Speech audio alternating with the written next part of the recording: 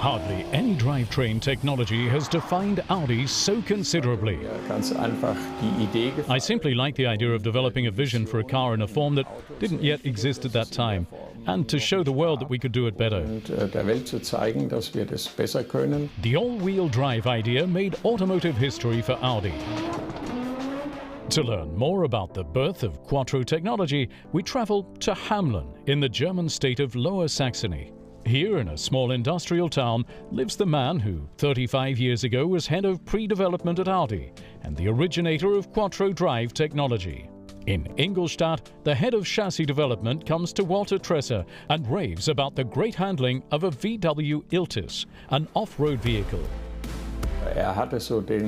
He made the offhand comment that if we had the Iltis with more engine power, we would outshine all the rest.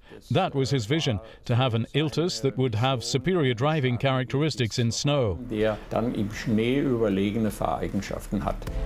I was more of the opinion that we should make a sporty passenger car, a coupe, a two-seater or a 2+2, great performance and four-wheel drive. And then I won out in the end with my idea. In February 1977, Tresser and his 12-man team began to develop the first Audi with permanent all-wheel drive. 6 months later, in November 1977, the first Audi Quattro is finished, the UR Quattro. In-house, the car is called the A1. The A stands for all-wheel, the 1 for the first all-wheel model. The car is a modified Audi 80 with slightly lengthened wheelbase and a 5-cylinder turbocharged engine with 200 horsepower.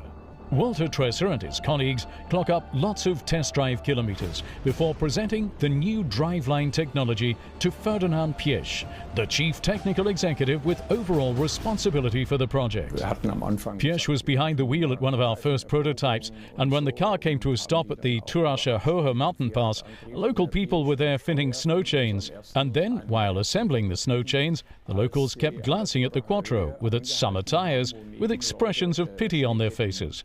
They fitted snow chains, and then Piëch just sped off with summer tires through the swirling snow. The all-wheel drive in the UR Quattro impresses and passes all internal tests.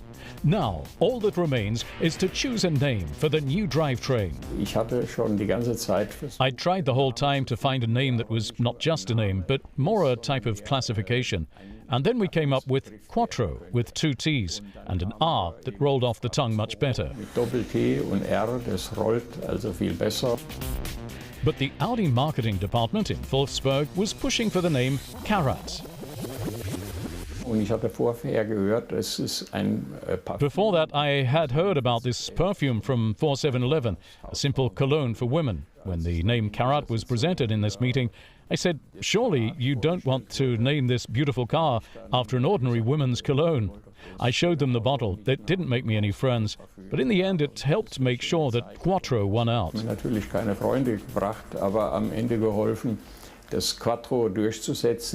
Walter Tresser prevails for the second time, and as a result, the Audi Quattro with permanent all-wheel drive made its world premiere in March 1980 at the Geneva Motor Show. While the all-wheel drive technology goes into series production, Walter Tresser moves to motorsport, along with his all-wheel concept. Here too, the success stories come quickly. In 1981, Franz Wittmann wins the Jana Rally in Austria, more than 20 minutes ahead of the competing cars.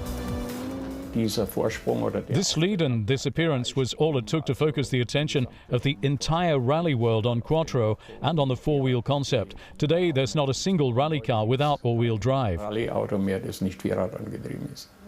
The spotlight also falls on Tresser when the French driver Michel Mouton agrees to join his factory team. The first woman in the history of rally racing. With Mouton, he wins the San Remo Rally.